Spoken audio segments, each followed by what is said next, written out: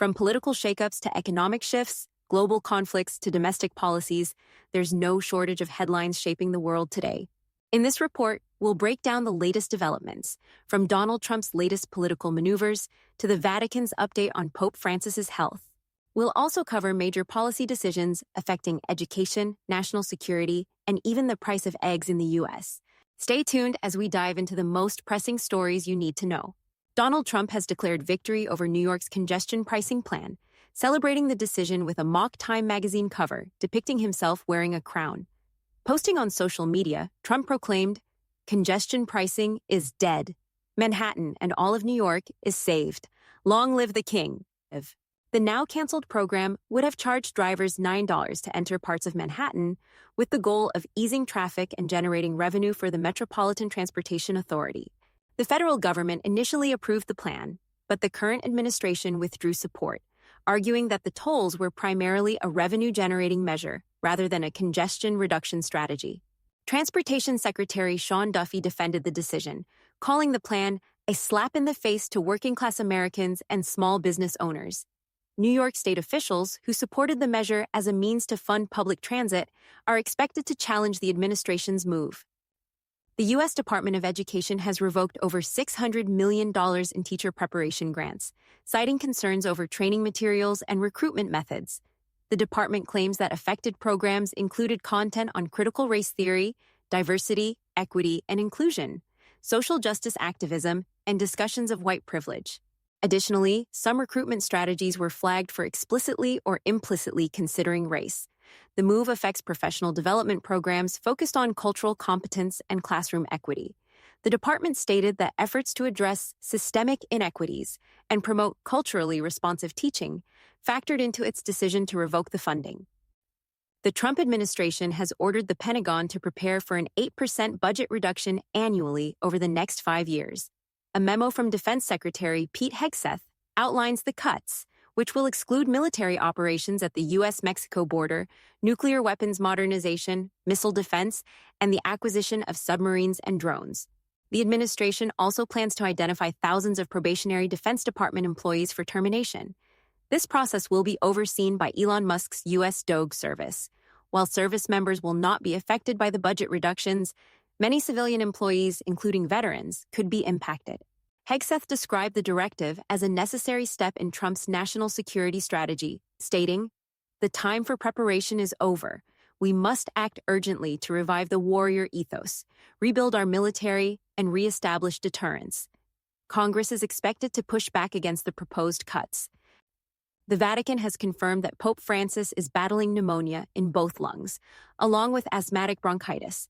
A statement released Tuesday noted that laboratory tests, chest X-ray, and the Holy Father's clinical condition continue to present a complex picture.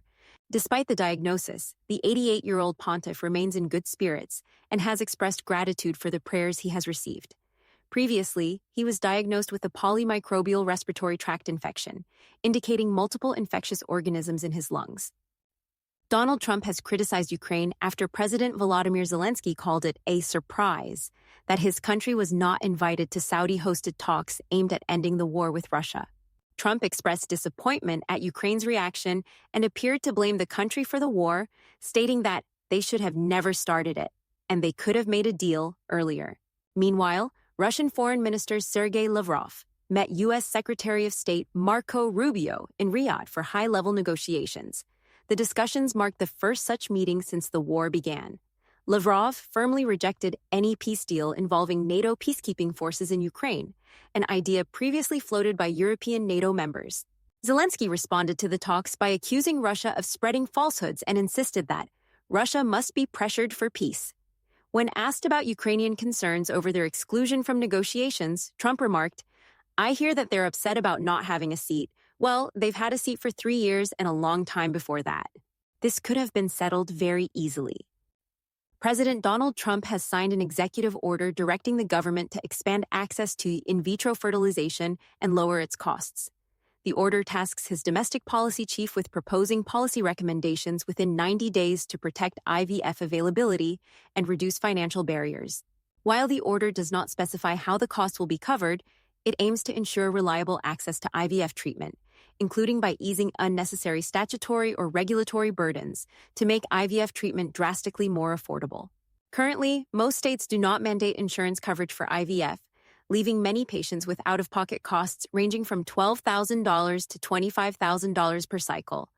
Over 85,000 infants were born through IVF in 2021, with many patients requiring multiple cycles to achieve pregnancy. Türkiye has announced that it will export 15,000 tons of eggs to the United States to address supply shortages and soaring prices caused by a bird flu outbreak. Due to the resurgence of bird flu infections this winter, millions of egg-laying hens have been culled, leading to severe supply issues. In January, the average price of a dozen eggs in the U.S. reached $5, prompting grocery stores to impose purchase limits and restaurants to raise prices on egg-based dishes. Türkiye's egg producers' Central Union is coordinating the exports, with shipments scheduled from this month through July. The deal is expected to generate approximately $26 million in revenue for Turkey. The U.S. Department of Agriculture has reported significant losses in egg production due to the outbreak, with at least 23.5 million egg-laying hens affected so far in 2025. Since 2022, 163 million chickens have been impacted. Donald Trump has escalated his criticism of Ukrainian President Volodymyr Zelenskyy, calling him a dictator without elections. In a statement on Truth Social, Trump accused Zelenskyy of manipulating the United States into providing billions in aid for a war he claims never had to start. Trump alleged that half of the U.S. aid sent to Ukraine is missing and argued that the Biden administration has failed to negotiate peace. This comes after U.S. Secretary of State Marco Rubio met with Russian Foreign Minister Sergei Lavrov in Saudi Arabia, a meeting that excluded Ukraine and European allies.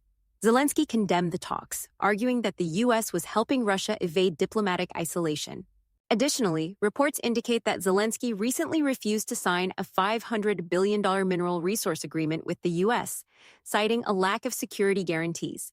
Trump referenced this decision in his remarks, suggesting that Zelenskyy's refusal may have hindered a potential resolution to the conflict. These developments continue to shape global politics, with major shifts in U.S. policy, international negotiations, and economic challenges affecting both domestic and global markets. Stay tuned for further updates. That's all for tonight's news update. Thank you for joining us. We'll continue to monitor these stories and bring you the latest developments. Stay safe, stay informed, and have a good night. If you enjoyed this video, don't forget to hit the like button, share it with your friends, and subscribe to the channel. And don't forget to turn on the notification bell so you never miss an update.